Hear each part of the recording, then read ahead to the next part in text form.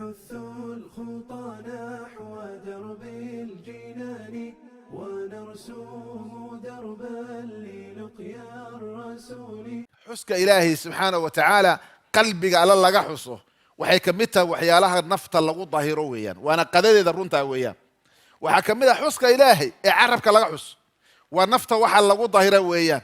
adkaarta qur-aanka akhriskiisa, tasbiixaadka iyo taxmiidaadka, subxaana allah walxamdu lilah walaa ilaaha ila allah wallahu akbar, iyo waxyaalaha lamid ah qur-aanka akhristaankiisa waxay ka mid tahay waxyaalaha nafta lagu daahiro weeyaan, ee qur'aanka iyo axaadiista rasuulkanaga calayhi salaatu wasalaam in fara badan arrintaasi ay ku soo arooreen.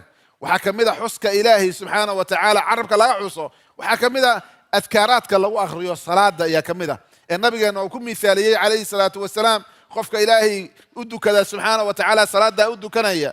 nabigu ku miaaliyey nin maartay webi 5 jeer ku mayrta buu ku miaaliyey. miyaa qofkaasi wasaq ku haraysa maalintii 5 jeer qofkii xasha ismayra? waa maya. kadalika mithlu salawaati al-khams ayuu rasuulku yidhi calayhi salaatu wasalaam yamxuqu allahu bihina alkhadaaya, gafafyaalka ayaa alla ku tirtiraa subxaanahu wa tacaala. santa salaadood oo kale ayaa ku jira jalla wacala. xuska ilaahay ee fal ahaan loo xuso sida salaadaha, zakada, xajka, khayrka bixitaankiisa, sadaqada, masaakiinta taageeritaankeeda iyo waxa lamidihii waa xuska ilahay bay ka mid yihiin subxaanahu wa tacaala. intaa dhammaanteedii waa waxyaalaha ilaahay bini aadamka oo ku nadiifiyo subxaanahu wa tacaala. waana aayadda qur-aanku say sheegtay, asbaabta ay sheegtay qad aflaxa man tazakkaa wadakara sma rabbi.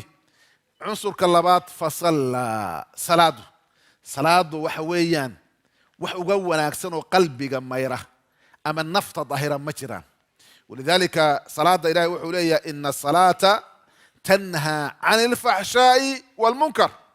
salaadu waxay ka reebtaa bini aadamka wax alla wixii dunuubta xun amaarta, dunuubta waaweyn oo laga yaabo iyo xataa munkaraadka kale dembiyada yarkaa ka maganaysa.